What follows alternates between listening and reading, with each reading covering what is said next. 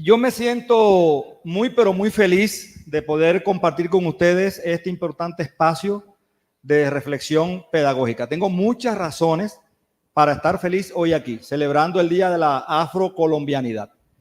Me defino como un ser vivo, un ser humano Homo sapiens amans, nacido en Cuba hace 55 años y residente en este maravilloso país que me acogió hace 2 décadas. Viví 10 años en Barranquilla, llevo 10 años en Santa Marta. Como se decía en el resumen curricular, actualmente dirijo el doctorado en Ciencias de la Educación de la Universidad del Magdalena, al cual están también invitados. Muy orgulloso de ver hoy aquí desempeñándose con ustedes a Wilman Valencia, egresado de nuestro doctorado, y a la doctora Luceli, quien es también docente invitada a nuestro programa doctoral. Quiero conversar con ustedes, reflexionar sobre el currículo y la etnoeducación como dos aliados de la pedagogía y la didáctica en este tercer milenio. Me gusta más conversar que hacer conferencia. Hay unas diapositivas que hemos elaborado para compartir con ustedes, se las pueden enviar. Hemos autorizado a los directivos de ADIDA, la Asociación de Institutores de Antioquia, que amablemente me extendió la invitación y a los cuales agradezco, y por ellos estamos hoy acá, que puedan enviarle a ustedes las diapositivas para su profundización. Voy a tratar de hablar aproximadamente 30 minutos, 40 minutos, para dejar un tiempo para poder hacer preguntas, respuestas, poder conversar e intercambiar. Quienes quieran profundizar en este tema, cuando yo estaba elaborando las reflexiones para compartirlas con ustedes hoy, me basé en algunas de las obras que hemos publicado en los últimos años y que hemos traído en el stand que ustedes vieron allí afuera. Para quienes quieran también adquirirla, lo pueden hacer. Estas reflexiones las sustentamos en cuanto al tema de currículo, pedagogía y didáctica en estas 4 obras. Currículo y didáctica, vamos a ver la relación que existen entre estos dos procesos tan polémicos, controversiales en las instituciones educativas. Currículo, cómo preparar clases de excelencia. Pedagogía, currículo y didáctica después de la pandemia, cómo formar, enseñar y evaluar en el siglo XXI. Y por último, currículo decolonial, las prácticas coloniales y cómo decolonizar las prácticas pedagógicas en las instituciones educativas. Cuando hablamos de currículo, es un término que viene del latín currículum, que significa carrera, vida, pero que casi siempre erróneamente se asocia a un papel, a un documento en la escuela, y vamos a ver que el currículo no es el documento, no es el plan de estudio, no es el papel. Tenemos que hablar también de la pedagogía y tenemos que hablar también de la didáctica, porque el currículo se nutre de la pedagogía y sienta las bases para la didáctica. Son 3 conceptos que están muy relacionados y que se utilizan los 3 porque en la lengua castellana, en el español, utilizamos muchas palabras para denominar lo mismo y entonces nos confundimos y al final tenemos que decir que pedagogía, currículo y didáctica son inseparables, están interrelacionados porque no hay una sola palabra que los integre. Pero es cierto que cuando hablamos de currículo tenemos que hablar también de pedagogía y también de didáctica. Estas 3 teorías, la teoría pedagógica, la teoría curricular y la teoría didáctica, no se pueden analizar separadas de lo que es el ser humano. A veces hablamos de pedagogía, currículo y didáctica excluyendo al ser humano. Nos vamos a la matriz, al papel, a las tablas, a los gráficos y se nos pierde el sujeto, se nos pierde el estudiante, se nos pierde la persona sentipensante, la persona que siente, que piensa, que se configura en su mente, en su cerebro. Y por eso cuando hablamos de currículo tenemos que mirar también al ser humano y las ciencias que estudian al ser humano. Entonces por eso en nuestras investigaciones hemos acudido a la neuroeducación, cómo aprende el ser humano, cómo aprende el estudiante y cómo deberíamos enseñar los docentes y qué relación hay desde la etnoeducación entre cerebro, educación y vivir humano. Y por último, a raíz de los hallazgos de la pandemia y el mensaje que nos dejó la pandemia, estamos reflexionando sobre las neurociencias, la educación y la psicología y cómo nosotros podemos autogestionar nuestras emociones para el cuidado de la salud mental. un profesor, un maestro es también un médico, es también un psicólogo, es también un terapeuta, es una persona que está en ese espacio áulico, en ese espacio vital en la clase, que es la célula fundamental del proceso de enseñar y de aprender, y es la primera persona con la que contacta el estudiante cuando está aprendiendo. Pero la pandemia impactó en el cerebro, en la mente de nuestros estudiantes, de la familia, de los profesores, y contribuyó a una metamorfosis genética. Vamos a ver esa relación de la genética, el cerebro, la mente y el aprendizaje, y cómo el currículo y la educación deben contribuir a esa comprensión.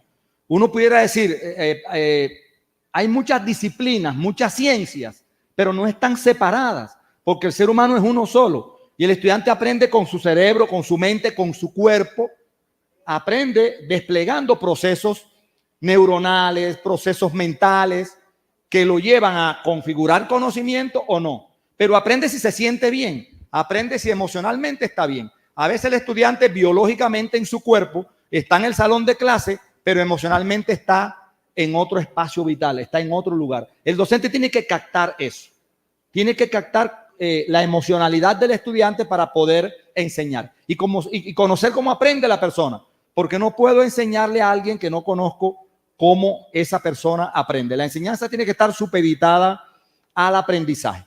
Entonces, por eso decimos que el currículo y la etnoeducación son dos aliados de la pedagogía y dos aliados de la didáctica. Los neurocientíficos, desde hace 30, 40 años aproximadamente, los biólogos, los genetistas, han descubierto cómo funciona la configuración genética del ser humano, cómo funciona el cerebro humano y cómo desde la sociedad, cómo desde la escuela se debería educar.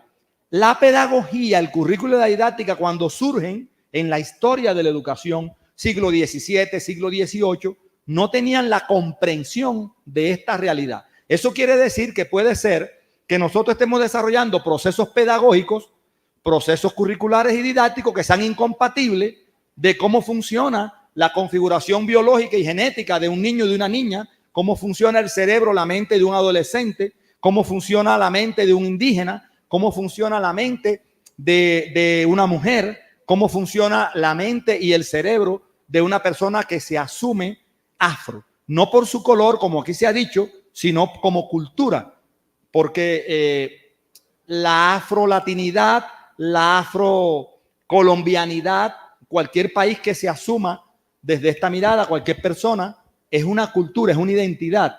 Ser afro es un estilo de vida, no tiene que ver con el color, es un estilo de vida, es una concepción cultural, una competencia identitaria que me hace sentir, pensar y actuar de una manera determinada. Pero el ser humano piensa, siente y actúa según las interacciones neuronales. El ser humano siente, piensa y actúa según su configuración genética. Entonces es importante hacernos estas preguntas. ¿Cuáles son los misterios del cerebro y de la mente humana? ¿Qué piensan los más eminentes neurocientíficos de este siglo acerca de la relación mente-cerebro humano? ¿En qué están de acuerdo, en qué no? Y cómo los hallazgos de las neurociencias en los últimos 40, 50 años ayudan a la comprensión de la etnoeducación.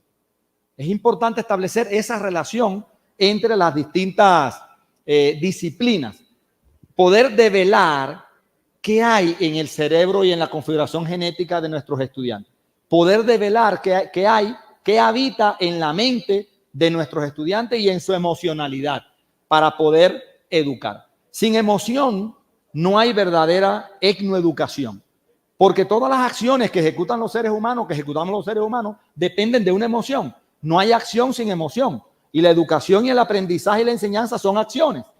Son más de 600 emociones que podemos mostrar las personas. Emociones positivas, negativas, bondadosas, aflictivas, que determinan el comportamiento, que determinan la conducta.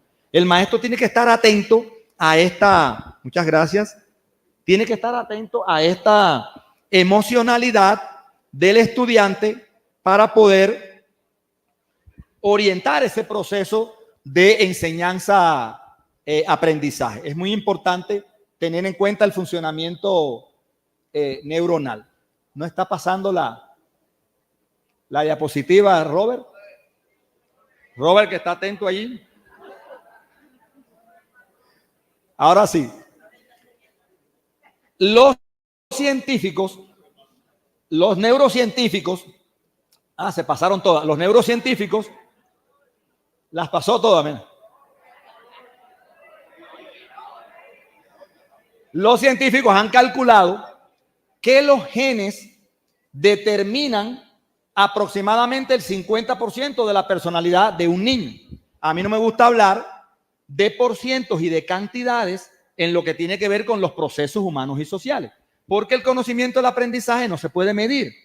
Los procesos neuronales, los procesos de conocimiento, los procesos de emociones, afectos, valores, actitudes son inconmensurables. No lo puedo medir como mido un espacio físico, una mesa que usted dice que puede medir 2 metros, como mide una carretera en kilómetros. Los procesos de conocimiento, de aprendizaje son cualitativos, no son cuantitativos. Pero estos autores plantean esta mirada y dicen que aunque la cultura y los procesos sociales pueden influir en la personalidad de un sujeto, los genes son la base. Y es cierto que los genes son la base, porque cuando el niño llega a este mundo, ha heredado de la mamá, del papá, de los abuelos maternos y de los abuelos paternos aproximadamente 34,000 genes, toda una codificación de información que lo hace parecerse a esas personas que lo trajeron al mundo y que imitan determinadas conductas en sus comportamientos socioculturales. Eso es importante que la escuela lo tenga en cuenta. Cuando nosotros hablamos de etnoeducación, educación situada, educación propia, educación particularizada, educación pertinente, educación específica para un grupo determinado de personas, habría que analizar cómo es la dinámica genética de esas personas particulares. ¿Cómo es la configuración genética de ese grupo poblacional? Entonces, en esos 34,000 genes está codificada toda la información de lo que una persona probablemente, porque no es lineal, va a sentir, va a pensar, va a decir y a hacer en su vida cotidiana. Y aquí hay un dato interesante, y es que de esos 34,000 genes, aproximadamente el 70%, entre 20,000 y 25,000, participan en el funcionamiento del cerebro humano. ¿Por qué estos datos son importantes para la etnoeducación? Porque ninguna persona puede sentir, pensar, decir o hacer algo que no pase por una dinámica neuronal. Todo lo que nuestros estudiantes sienten, piensan, expresan y hacen parte de una dinámica entre la mente, el cerebro y los genes. Entonces es muy importante tener en cuenta cómo se da esa configuración genética en nuestros estudiantes. ¿Quién es su papá? ¿Quién es su mamá? Sus abuelos maternos, paternos, cómo vivían, cómo hablaban, cómo sentían, cómo se expresaban, cuál es su cultura, cuáles son sus habilidades o competencias identitarias, cuál es su identidad, cuáles son sus prácticas de vida cotidiana. Porque así como fueron esas personas y esos ancestros, así él se va a comportar de esa manera y no de otra. Ninguna persona puede actuar de una manera distinta a cómo se expresa en su configuración genética y en los más de 100,000 millones de neuronas que trae un niño cuando viene a este mundo. El cableado del cerebro humano es más grande que todas las estrellas que habitan en la Vía Láctea. El cerebro de un niño al nacer tiene 100,000 millones de neuronas. Es un ejército potente para lograr lo que quiera en la vida. La educación puede lograr lo que quiera con una niña, con un niño, si la enseñanza se pone al servicio del aprendizaje. Si el maestro se coloca al servicio de la familia, si la escuela se coloca al servicio del estudiante, se puede lograr lo que quiera porque todos los niños y niñas nacen iguales. Pero aquí se ha dicho iguales y diferentes. ¿Iguales en qué sentido? De que todos tienen un cerebro potente con más de 100,000 millones de neuronas. Y cada neurona se puede conectar con otra más de 10,000 veces. Eso es lo que nos dicen los neurocientíficos. Son más de 50 trillones de conexiones que tiene el cerebro humano. Estas 10,000 conexiones entre una neurona y otra es un dato importante porque los indígenas, los afros, las mujeres, personal de la comunidad LGTBI, niños, campesinos, personas que habitan en zonas rurales, hombre blanco cuasi europeo, tienen el mismo potencial. Tenemos el mismo potencial. Lo que cambia es la forma de expresarlo. Lo que cambia es la configuración de esas neuronas, la configuración neuropsicológica, la configuración genética, la configuración sociocultural. Pero el potencial cuando la persona nace es igual en todos los seres humanos. Entonces somos iguales en derecho, como aquí se dijo en conferencias anteriores y en el panel, pero somos iguales también biológicamente, somos iguales también genéticamente.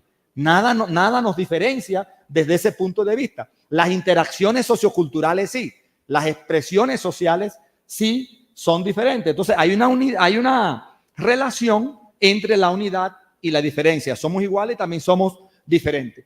El cerebro humano adulto, este es un dato muy importante, ya a los 20 años, a los 30 años aproximadamente, ese joven solamente tiene 10.000 millones de neuronas en su cerebro. Quiere decir que perdemos el 90% de nuestras neuronas por falta de ejercitación, porque la familia impone, porque la escuela impone. Gabriel García Márquez decía que el niño es feliz hasta que llega a la escuela, porque él aprende de los 0 a los 5 años de manera espontánea, de manera empírica, y cuando llega a la escuela tiene que hacer lo que la maestra y el maestro le dicen. Y enseñar no es transmitir conocimientos, enseñar es dejar aprender. Él tiene un potencial para hacer, para mostrar su ser, como aquí se dice, a través del hacer, pero mediante un saber. Porque el saber, el hacer y el ser son lo mismo. Es imposible desplegar un hacer sin el ser y sin el saber. Cuando yo sé algo, lo tengo que saber hacer. Y lo sé hacer mostrando mi ser. Entonces, la relación entre el saber, el hacer y el ser se da en las biopraxis humanas, en la conducta, en el hacer. Aquí yo estoy mostrando un hacer, una conferencia, ¿verdad? Un hacer, pero en este hacer está mi ser impregnado, configurado, y está también mi saber. No lo podemos separar. Hay un dato importante y es el 20% de las neuronas espejo, que son las neuronas que se activan y se configuran en un momento determinado de la actuación cotidiana del estudiante y que en cualquier momento puede expresar una conducta sin él saber por qué lo está haciendo, porque el cerebro lo lleva a actuar de esa manera. Lo mismo sucede con la configuración epigenética multigeneracional. La ciencia epigenética lo que nos dice es que después que un niño nace, esos 34.000 genes que trae de mamá, papá y abuelos maternos y abuelos paternos se pueden reconfigurar, se pueden modificar por la interacción educativa, por la interacción sociocultural. Quiere decir que un niño, una niña, un adolescente, un joven puede resignificar sus genes. O sea que los genes se modifican, igual que el cerebro se modifica a través de la neuroplasticidad. De ahí que la educación, el acto de educar, de enseñar, tiene cada vez más importancia, porque a través de la escuela, a través de la educación, podemos contribuir a la transformación neuronal y genética de nuestros niños, niñas, adolescentes y jóvenes. La ciencia epigenética ha descubierto esto y es un dato importante. Cada vez sabemos que la educación es más importante. Aquí Begley nos decía que en ese número de cédula con la que nacemos existen 50 millones de conexiones, de sinapsis. ¿Por qué hablamos aquí de sinapsis? Porque en la sinapsis, en la conexión entre una neurona y otras, es donde está el aprendizaje. Cuando una persona aprende, cuando un niño se transforma, es porque hay interacción entre las neuronas. Ya hoy aprender no es adquirir un conocimiento. Ya hoy aprender es lograr una interacción entre una neurona y otra. En la actualidad, las neurociencias que le están imponiendo nuevas lecturas a las ciencias de la educación plantean que el aprendizaje se interpreta como la modificación y la formación de nuevas redes y circuitos de comunicación neuronal. Entonces, el maestro, en no educador, lo que tiene que hacer es diseñar un currículo que sea compatible con el funcionamiento del cerebro humano de ese niño y niña para poder contribuir a su transformación neuronal e incluso genética y epigenética. O sea, que el niño cuando nace y va creciendo no siempre va a ser el mismo. Puede lograr desarrollos impensados.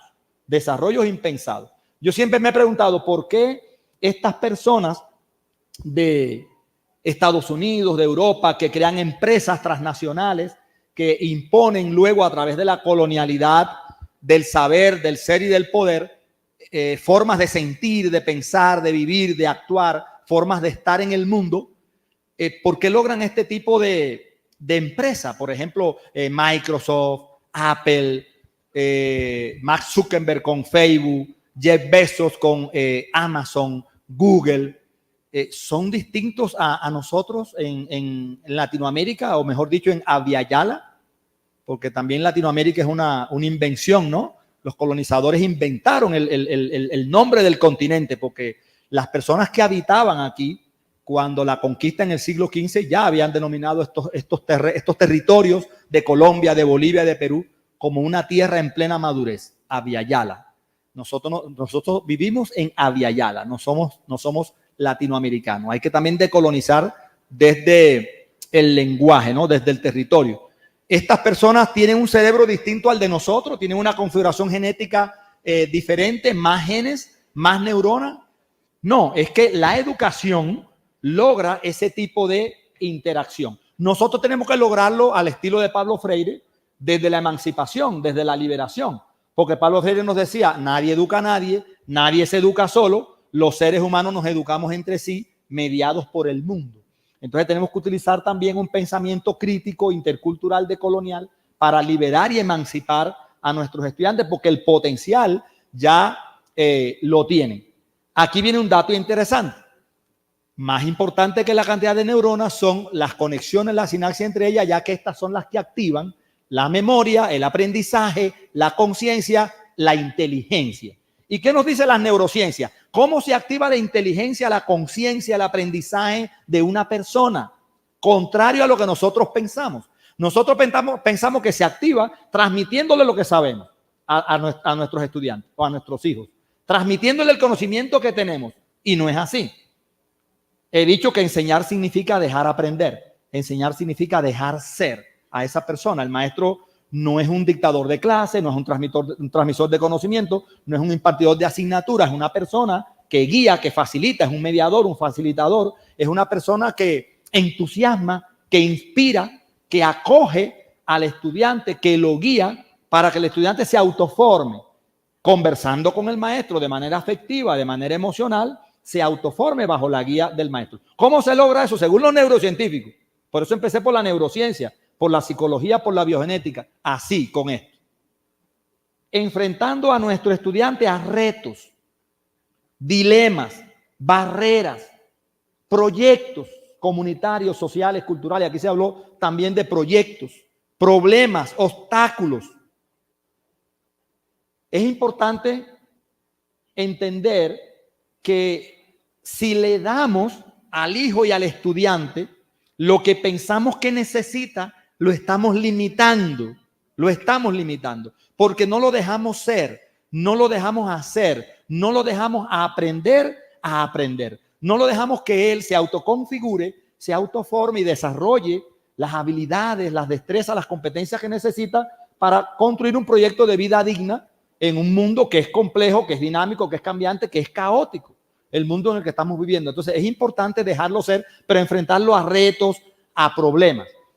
Ya lo está haciendo Finlandia, ya lo está haciendo España. Están eliminando del currículo las asignaturas, están eliminando del currículo los temas, están eliminando del currículo la concepción de materia, la concepción de unidad 1, unidad 2 y unidad 3. Están convirtiendo a los profesores en investigadores, a los estudiantes en investigadores, y lo que enfrentan los estudiantes en la escuela es retos, problemas, proyectos. Cada vez es más importante el aprendizaje basado en problemas, la pedagogía problemática, el currículo problematizador, una pedagogía que enfrente al estudiante a dilemas, a frustraciones, a retos, para que él pueda sentir, pensar y actuar por sí mismo. Eso lo haremos en Colombia dentro de 50 años, porque nosotros hacemos las transformaciones muy tarde.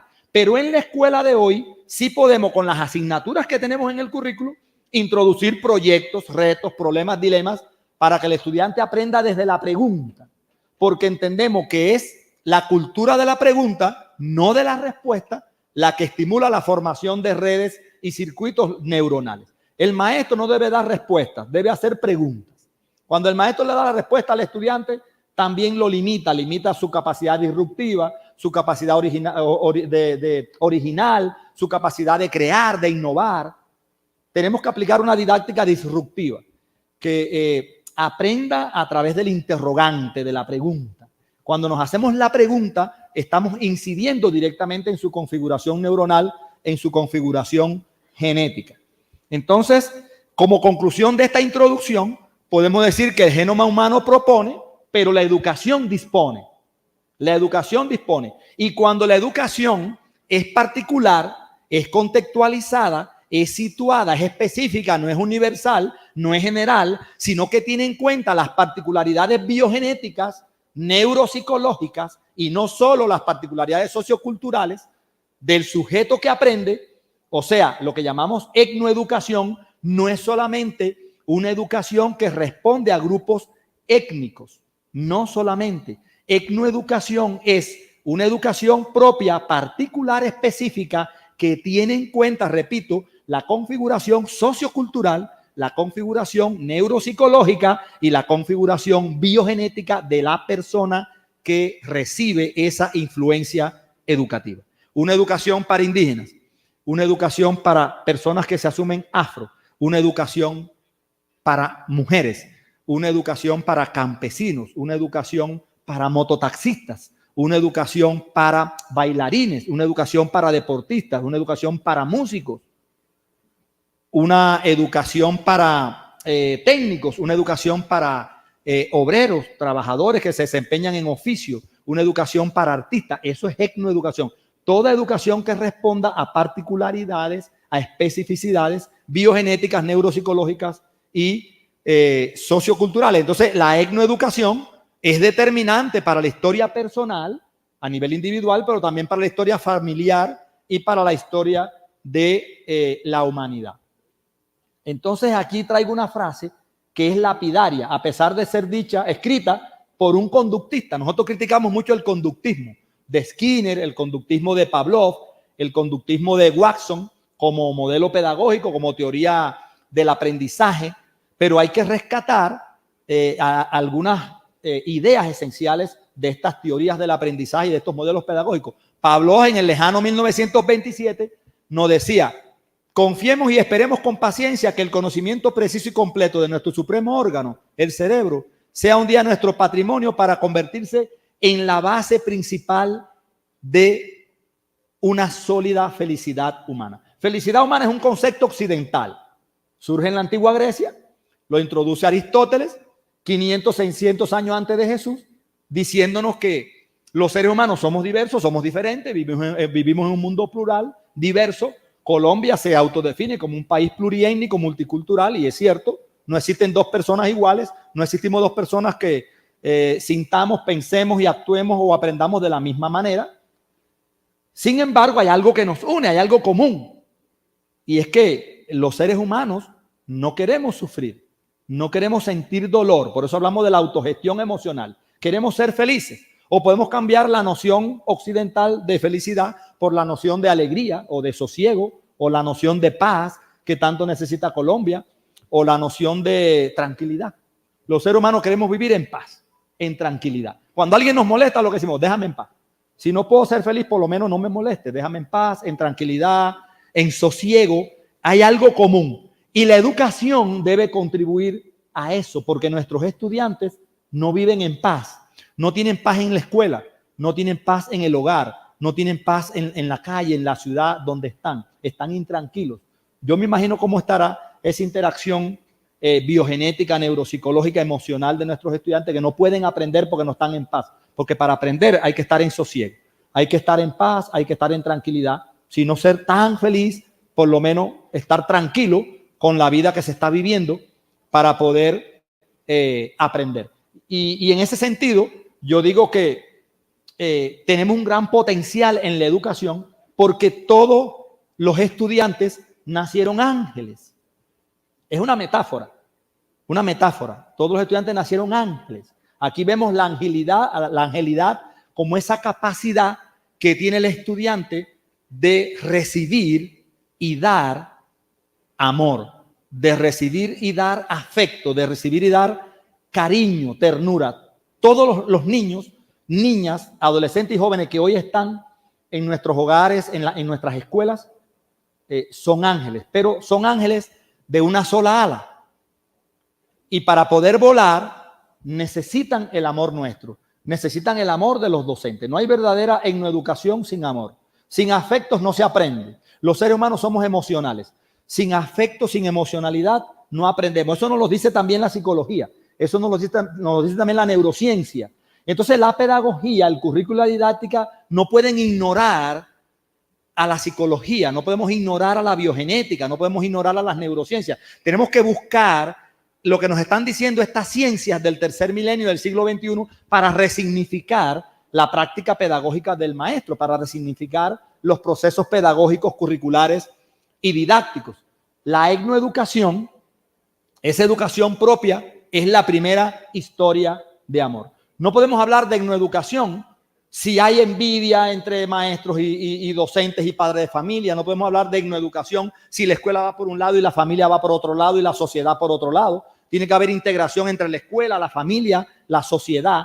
No podemos hablar de etnoeducación si el directivo docente va por un lado, el maestro va por otro lado, el estudiante va para otro lado. Tiene que haber relación entre los distintos actores educativos. Tiene que haber acuerdo, consenso de cómo vamos a educar. Y por eso decimos que la educación, la etnoeducación, es la primera historia de amor. Tenemos que amarnos necesariamente los unos a los otros para poder educar. Y precisamente, educar a alguien es como preparar un delicioso plato en la cocina. El delicioso almuerzo que ustedes consumieron hace un rato. Yo no quise consumirlo, pero sentía el aroma, sentía la felicidad, percibía la felicidad en los rostros de todos los maestros disfrutando y de mis colegas disfrutando de ese delicioso almuerzo. Yo no lo hice porque iba a hacer la conferencia, pero ahorita cuando termine enseguida lo voy a disfrutar también. Entonces, delicioso plato en la cocina, lo más importante es el deseo de hacerlo, el entusiasmo, la creatividad, la paciencia, el toque personal y sobre todo mucha magia y mucho amor. La etnoeducación, ¿dónde comienza? Los seres humanos somos los únicos seres vivos que no podemos vivir sin conceptos. Y pedagogía, currículo, didáctica y etnoeducación son procesos socioculturales, pero ante todo son conceptos. La etnoeducación, ¿dónde surge? ¿Dónde se inicia? Se inicia desde la sombra hablada y termina cuando dejamos de existir en este mundo. Alguien decía de manera brillante en el momento de las preguntas del panel, felicitando a las mujeres y agradeciendo a las mujeres porque son las que generan vida. De ahí provenimos todos, desde esa concepción de la mujer. Allí se inicia la etnoeducación. Cuando esa futura madre empieza a hablarle al hijo, al futuro hijo que ya lo tiene aquí engendrado, y empieza a transmitirle con su voz, con su cariño, empieza a resignificar esa configuración genética. Allí comienza la verdadera etnoeducación y después llega a la escuela. Cuando el niño va a la escuela a los 4, 5, 6, 7 años de edad, que ya tiene configurado en un 75% toda su dotación genética y todo su sistema neuronal. Por eso es tan difícil educar, porque a los 10 años de edad ya se han configurado todas las estructuras cognitivas, afectivas, intelectuales, axiológicas, emocionales, expresivas, praxeológicas de una persona. Después de los 10 años de edad es muy difícil educar, porque después de los 10 años de edad, quinto, sexto grado, lo que hace el maestro es tratar de modificar esas estructuras y esas configuraciones cognitivas, afectivas, emocionales de nuestros estudiantes. Hay que ganar la batalla de la educación en los 6 primeros años de vida. Por eso la primera infancia es importante. En la primera infancia se configuran un 70-80% todas esas estructuras neuronales genéticas que se pueden modificar, se pueden cambiar, lo hemos dicho, a través de la neuroplasticidad. Pero es más difícil contribuir a la creación de una estructura, de una configuración cognitiva, intelectual, afectiva, emocional, axiológica, que modificar algo que ya desde la familia se ha estructurado. Y el ser humano, como el huevo, en nidos de dolor será serpiente y en nidos de piedad será paloma. O sea, la educación sí puede lograr esa transformación. Por eso hoy se habla de neuroeducación. Para lograr esa transformación en los niños y niñas, adolescentes y jóvenes, porque los estudiantes aprenden por ensayo-error, aprenden por modelo, aprende lo que ve en el maestro. El estudiante aprende más lo que ve en nosotros que lo que nosotros le decimos. Entonces, ¿qué tal que nuestro modelo sea este? Si nuestro modelo es este, ¿qué va a aprender el niño? El niño o la niña tiende a imitar lo que el maestro hace. Por eso digo que el maestro tiene que subordinarse al niño y a la niña. La enseñanza tiene que estar supeditada al aprendizaje.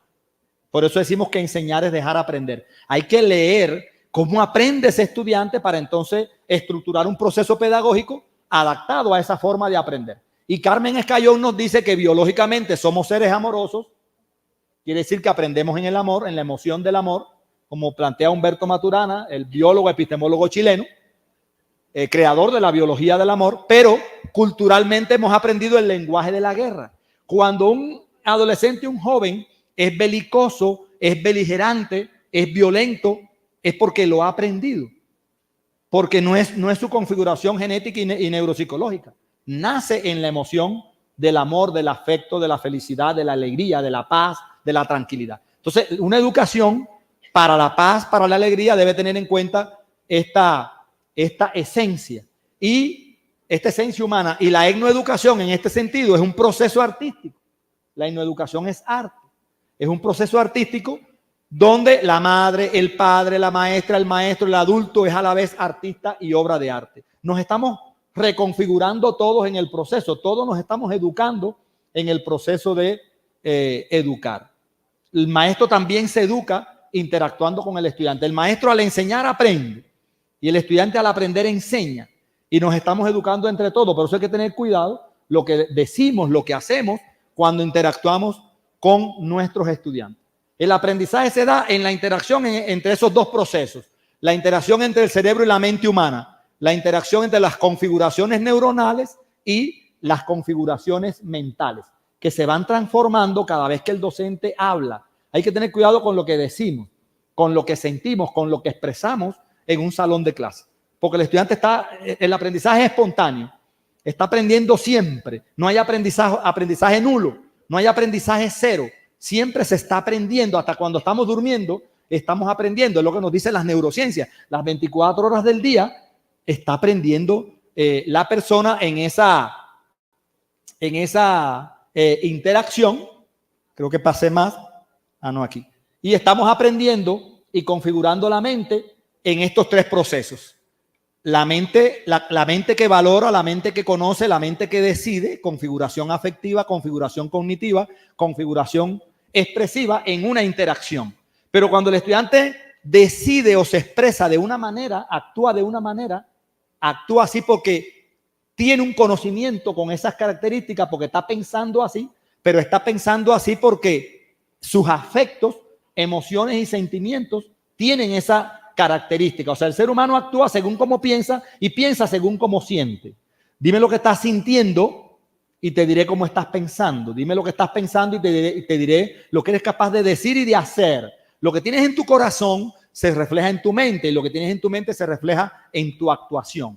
Entonces hay que llegar a comprender cuáles son esas estrategias, cuál es el sistema de configuración propio de cada estudiante, cuáles son sus estrategias de aprendizaje, cómo siente, cómo piensa, para saber cómo actúa. Hay que develar qué tiene el estudiante en su corazón para poder influir lo más posible en él a través de los distintos canales de percepción. El estudiante aprende en la vida jugando, escuchando, hablando, observando, pone en funcionamiento todos los órganos de los sentidos y aprende de manera visual, de manera auditiva, de manera cinética. Tenemos que desde la escuela interpretar cada una de esas conciencias vitales que él pone en juego en el momento de aprender, qué está sintiendo, qué está pensando, para poder saber cómo poder interactuar en él. El estudiante es un ser relacional, aprende a través de relaciones, se relaciona con elementos, con fenómenos que observa, que experimenta, se relaciona con personas que lo rodean, reconfigura sus esquemas en esa relación. Entonces la palabra, el discurso, la comunicación no es trivial. Si yo sé que la educación debe sustentarse en el amor y que no hay aprendizaje sin afectos, entonces la comunicación tiene que ser afectiva. Tengo que acoger al estudiante, inspirarlo, comprenderlo, entusiasmarlo, hablarle con cariño, con afecto, con ternura. En esa relación afectiva es que él se va a configurar en un proceso de interacción donde el estudiante es un ser activo, relación maestro-estudiante, donde el maestro es un mediador de aprendizaje, de experiencias de aprendizaje afectivo, pero comprendiendo al estudiante, acogiéndolo. no invisibilizándolo, no rechazándolo, no dándole la espalda, no negándolo, porque a veces lo destruimos también con lo que decimos, con lo que sentimos, con lo que pensamos y con lo que hacemos. Comprender sus necesidades, comprender sus deseos, comprender sus expectativas, comprender sus intereses, y eso se logra cambiando el enfoque, cambiando la concepción, porque esta concepción nos invita a una nueva visión del papel del maestro. El maestro etnoeducador, en lugar de dar órdenes y transmitir información para que el estudiante la absorba pasivamente, lo que tenemos que hacer es encauzar los sentimientos del estudiante, canalizar sus emociones, brindarle cariño, brindarle afecto, brindarle ternura, brindarle amor. Si nosotros aplicamos una pedagogía del amor, una pedagogía de la felicidad, una neuroeducación de la felicidad, una etnoeducación del cariño, de la ternura, del afecto, pues vamos a ir cambiando la mirada de la educación belicosa, beligerante, de la lucha, de la batalla, de la pelea. Cambiamos el discurso y se cambia la cultura. La cultura de una nación se cambia cambiando la forma en la que conversamos. Si yo empiezo a hablar de la biología del amor, de la política del amor, de la pedagogía del amor, que tenemos que relacionarnos de manera afectiva, que tenemos que vivir en paz, en alegría, en sosiego, en felicidad, pues va a cambiar lo que hacemos, porque lo que hacemos depende de lo que decimos y lo que decimos depende de lo que sentimos. Entonces hay que empezar a cambiar lo que sentimos para poder cambiar el discurso pedagógico y cambiar nuestras prácticas pedagógicas. Aquí hay otra metáfora. El cerebro necesita del beso para su desarrollo, aunque también es literal, porque hace unos años leí un artículo publicado en Estados Unidos donde se descubrió que cuando los niños nacen, los besamos y los abrazamos, se reconfiguran sus genes y su cerebro. Eso no es trivial. El cerebro y los genes se modifican a partir del abrazo, del beso, del amor, del afecto.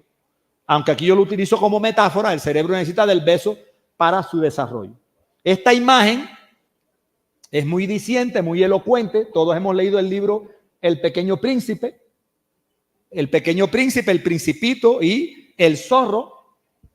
Ahí me quedó mal el dibujo, parece una ardilla, pero es el zorro. Y en esa obra hay un pasaje que a mí me gusta mucho, donde el zorro le dice al pequeño príncipe, domestícame.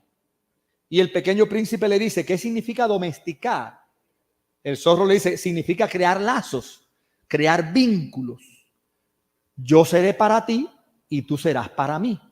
Cuando tú veas una zanahoria, me vas a recordar por el color de mi piel. Cuando yo vea una mazorca de maíz, me voy a acordar de ti por tu cabello. Y la educación es un poco de eso, crear vínculos, crear lazos. Que yo sea para el estudiante, que el estudiante sea para mí, que el estudiante sea para el directivo, que el directivo sea para mí, para la familia y que haya una coeducación. Porque todos somos responsables del proceso educativo. La escuela no es la única responsable, la familia también, el gobierno, los directivos, todos somos responsables del proceso educativo. Y el zorro le dice, pero lo esencial es invisible para los ojos. Lo esencial es invisible para los ojos.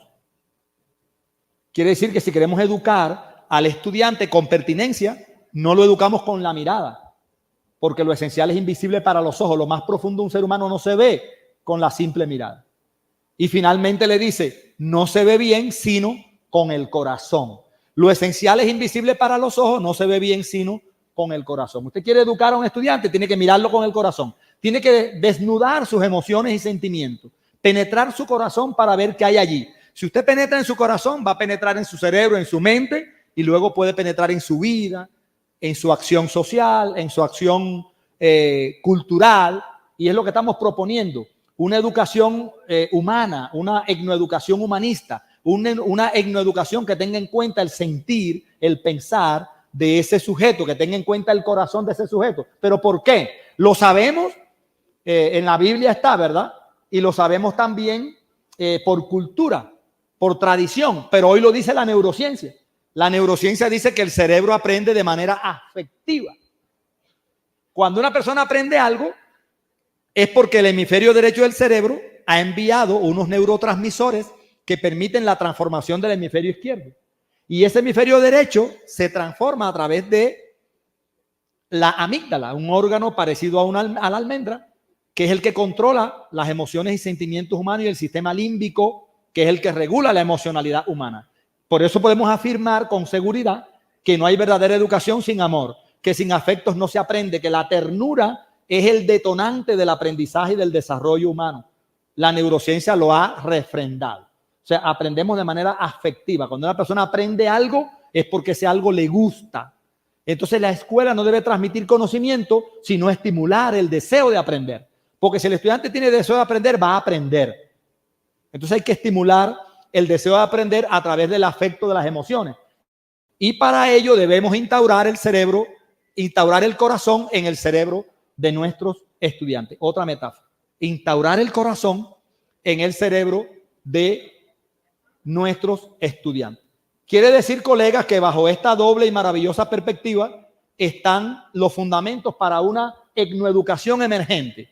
Una etnoeducación que parta de la afectividad hacia la cognición. ¿Hay que desarrollar la cognición de los estudiantes? Sí. ¿Hay que desarrollar el pensamiento, la inteligencia de los estudiantes? Sí. ¿El estudiante tiene que aprender conocimiento? Sí, pero desde la afectividad, desde los afectos, porque no hay cognición sin afectividad. Entonces hay que empezar por la afectividad primero, por el componente axiológico emocional del estudiante para transitar hacia el intelecto. Pero eso no nos lo dijeron los creadores de las ciencias de la educación. Eso no nos lo dijo Johann Friedrich Herbart cuando creó la pedagogía como ciencia. Eso no nos lo dijo Juan Amo Comenio cuando creó la didáctica como ciencia en el siglo XVII. Y mucho menos nos lo dijo Franklin Covey cuando introdujo la noción de currículo en 1918 en su libro The Curriculum y How to Make the Curriculum. Y mucho menos nos lo dijo Ralph Tyler cuando publicó el libro Principios Básicos del Currículo y la Instrucción en 1949, que se vendió como pan caliente en Latinoamérica, y por eso hoy tenemos unos currículos estandarizados, lineales, academicistas, asignaturistas, porque Franklin Covey era ingeniero industrial. No tengo nada en contra de los ingenieros industriales, pero era un administrador de empresa, profesor de la Universidad de Chicago, dueño de colegios, e introdujo la noción de currículo en la escuela para organizar la escuela a imagen y semejanza de una fábrica y de una empresa. Y la educación no es un negocio.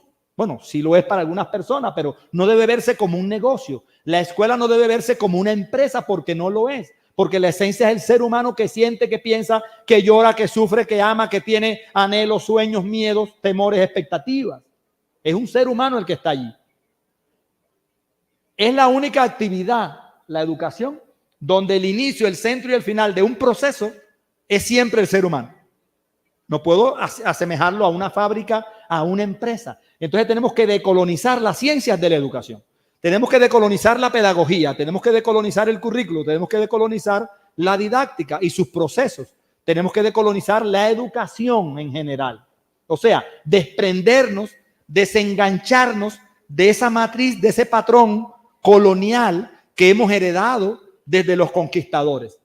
Nos impusieron esas nociones de pedagogía, currículo y didáctica. Tenemos que empezar a decolonizarla. Y la etnoeducación puede ser un concepto, y de hecho lo es, y un proceso que desde el currículo contribuya a decolonizar las ciencias de la educación y podamos construir una pedagogía otra, un currículo otro, una didáctica decolonial, un currículo decolonial, una pedagogía decolonizante. O sea, tenemos mucho por delante para llevar a cabo este proceso de decolonizar la educación. Yo propongo que lo hagamos a nivel societal, desde la etnoeducación, sin desprendernos del concepto pedagogía, currículo y didáctica todavía, pero resignificándolo. Sabemos que la pedagogía es una teoría que estudia la educación y su resultado, que es la formación. La pedagogía estudia la formación del ser humano. Y la pedagogía, cuando se lleva a la escuela y se institucionaliza la educación, le da las pautas a la didáctica para llevar a cabo en la educación escolarizada los procesos de enseñar, aprender y evaluar. Pero hay que tener cuidado con la educación escolarizada de no caer en la colonialidad. educativa, a través de la colonialidad, del poder, del saber, del hacer, del sentir, del vivir y del estar en el mundo. O sea, el maestro tiene que descubrir que somos como maestros colonizadores y que tenemos que decolonizarnos a nosotros mismos primero, nuestra mente, nuestras prácticas pedagógicas, para después intentar decolonizar todos los procesos. El currículo en la escuela entra como un puente, como un viaducto que organiza el proceso. Pero entonces, si creemos, y yo lo creo así, que el currículo y la etnoeducación son dos aliados de la pedagogía y de la didáctica para emancipar, para liberar, para decolonizar, entonces tendríamos que empezar a hablar de un etnocurrículo. ¿Y qué es el etnocurrículo? El currículo propio, el currículo específico, que sea cual sea la estructura, por grados, por semestre, por salones de clase, por asignaturas, por temas, sea cual sea la estructura, eso hay que reflexionarlo, esté en función del sujeto que aprende. Si es niña, mujer, campesino, niño autista, niño afro, niño indígena, sea cual sea esa condición biogenética, neuropsicológica y sociocultural, es un currículo específico, particular, no es universal, no es general, está al servicio de los sentimientos, pensamientos y actuaciones del sujeto que aprende, o sea, del estudiante. Pero es así, no es así. Nosotros decimos teóricamente que el estudiante es el centro del proceso, pero no lo es. El horario lo hace la escuela, lo hacen los profesores, el profesor decide la asignatura, los temas, los niños van y se sientan allí a escuchar, decir y hacer lo que el maestro quiere que el niño diga. Y eso no es etnoeducación, eso no es etnocurrículo. Un etnocurrículo debe estar en función de la persona. El currículo, tal como yo lo veo y así lo plasmo en el libro Currículo y Didáctica, se expresa en dos dimensiones. El currículo son todas las acciones que se ejecutan en una escuela, pero se expresa en dos dimensiones, la dimensión estática y la dimensión dinámica, que cobran vida a través de los tres niveles curriculares, el nivel macrocurricular, el nivel mesocurricular y el nivel microcurricular. Entonces, ¿cómo yo diseño, cómo yo configuro un etnocurrículo? ¿Cómo yo introduzco la etnoeducación en el currículo? En los tres niveles, en el macrocurrículo, en el mesocurrículo y en el microcurrículo. ¿A través de qué? A través de los documentos curriculares. El currículo no es el documento, el currículo es lo que sentimos, pensamos y hacemos diariamente en la escuela, pero se plasma en un documento. Entonces, en el macrocurrículo tenemos el modelo pedagógico de la institución, tenemos el proyecto educativo institucional, los acuerdos de convivencia, el sistema de evaluación amparado por el decreto 1290 del 2009, los planes de mejoramiento, el plan de estudio. En el mesocurrículo tenemos los programas de área, los programas de asignatura, los proyectos, como sea que se estructure. En el microcurrículo tenemos la clase. Y con toda esa documentación de la escuela, orientamos y gestionamos los procesos de enseñanza, aprendizaje y evaluación sustentados en los modelos pedagógicos que han proliferado a lo largo de la historia de la educación. Entonces, la etnoeducación, más que un discurso, más que una teoría, porque lo es un discurso, una teoría, se debe llevar a la práctica con acciones concretas de transformación macrocurricular, mesocurricular o microcurricular. Yo llego a las escuelas a hacer asesoría y me dicen, profe, pero es que el macrocurrículo ya está impuesto por el gobierno, por el Ministerio de Educación, que nos dice lo que tenemos que hacer. Y los programas y el mesocurrículo también, a través de los programas de área de asignatura, los estándares básicos de competencia, los derechos básicos de aprendizaje que lo imponen. Y es verdad, pero el microcurrículo no.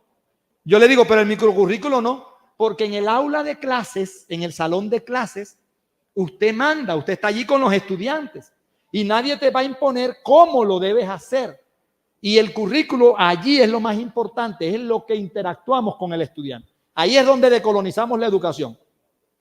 Entonces, el etnocurrículo debe comenzar la transformación aquí, en el micro, que es lo que puede hacer el maestro. Y seguir subiendo, no digo que no, seguir subiendo al meso, seguir subiendo al macro hasta llegar a las leyes y decretos. Decolonizar la ley 115 del 94, decolonizar la ley 30 del 92 universitaria, o sea, decolonizar las leyes y decretos también que son caducos, que son obsoletos, pero hay que empezar por la práctica específica del maestro. O sea, empezar por ahí. Entonces, la pedagogía que estudia la formación del ser humano, la didáctica que estudia la evaluación, el aprendizaje y la enseñanza, se concretan en el currículo, que es el que organiza el proceso. Por eso es que la etnoeducación tiene que ser aliada del currículo y la transformación etnoeducativa tiene que darse en el currículo o más aún en el microcurrículo, en la clase, en esa organización áulica de la clase, que es donde se puede dar esa transformación. Entonces, los tres niveles están relacionados y como están relacionados, si yo como maestro hago transformación microcurricular, voy a lograr también transformación mesocurricular y macrocurricular. Entonces, es importante que comencemos a repensar nuestras propias prácticas microcurriculares. Y cuando hablamos de microcurrículo, ahí entra a jugar un papel importante la didáctica. Miren aquí la relación. El currículo organiza el proceso a través del macro, del meso, del micro. Se sustenta en la relación entre educación y pedagogía, pero los tres niveles se diseñan, se desarrollan y se evalúan. Entonces, cuando yo diseño, desarrollo y evalúo el microcurrículo, aquí entra a jugar un papel importante la didáctica. Cuando yo estoy en el salón de clase, es didáctica lo que estoy haciendo. Por eso la clave para decolonizar el currículo a través de la etnoeducación es la transformación didáctica. Y con la transformación didáctica voy a transformar el mesocurrículo en su diseño, desarrollo y evaluación, y voy a transformar también el macrocurrículo en su diseño, desarrollo y evaluación. Ese entramado es importante develarlo, desentrañarlo y empezar la transformación por aquí, por la didáctica. ¿Cómo la etnoeducación entonces contribuye a la formación del ser humano? Por lo que hemos dicho hasta ahora, desde la biogenética y desde la neurociencia. Cuando la educación, o mejor, la etnoeducación, le transmite un encargo social a la sociedad y es formar a un estudiante que sea capaz de gestionar proyectos. Porque si la neurociencia me dice el aprendizaje y la transformación está en resolver problemas, retos, dilemas, proyectos, entonces la educación tiene que basarse en proyectos. La educación tiene que ser capaz de crear proyectos diversos para la transformación humana. Y entonces un currículo que sea etnoeducativo, que se sustente en la etnoeducación, es un currículo basado en proyectos. Y voy a finalizar con esta reflexión para poder dar posibilidad a alguna pregunta e interacción. El currículo basado en proyectos debe tener en cuenta el contexto de los estudiantes y debe tratar de descubrir, develar, desentrañar, identificar en ese contexto cuáles son los proyectos que podemos gestionar, que podemos diseñar de transformación sociocultural. Y cuando nosotros tengamos los proyectos del contexto, entonces podemos determinar cuál va a ser la vocación que vamos a estimular en el estudiante. Aquí se da una relación proyecto, contexto, vocación. Y después que tengamos esa relación, es que vamos a determinar entonces cuáles son los contenidos que vamos a interactuar con el estudiante basados en ese contexto y cuáles son las estrategias pedagógicas, didácticas que vamos a utilizar que deben ser basadas en proyectos. Hay una relación con proyecto, contexto, vocación y hay una relación vocación, contenido, estrategia que yo le llamo configuraciones. Son las configuraciones de lo que hemos denominado etnocurrículo. Un currículo contextualizado, un currículo pertinente, un currículo situado, un currículo propio. Y el currículo con esas características o el etnocurrículo con esas características sienta las bases a la didáctica. Porque si analizamos esto didácticamente, entonces la didáctica se pregunta por el enseñar, la didáctica se pregunta por el aprender y la didáctica se pregunta por el evaluar. Entonces, a partir de los proyectos que diseñamos en la escuela, configuramos la vocación del estudiante que responde a la pregunta ¿para qué enseñar? ¿Para qué aprender? Y desplegamos los demás procesos, el contenido, qué enseñar y aprender, el recurso didáctico, con qué enseñar y aprender, la estrategia didáctica, cómo enseñar y aprender, la forma en la que organizamos el proceso, cómo organizar el enseñar y el aprender, y la evaluación del aprendizaje, en qué medida se configura esa vocación.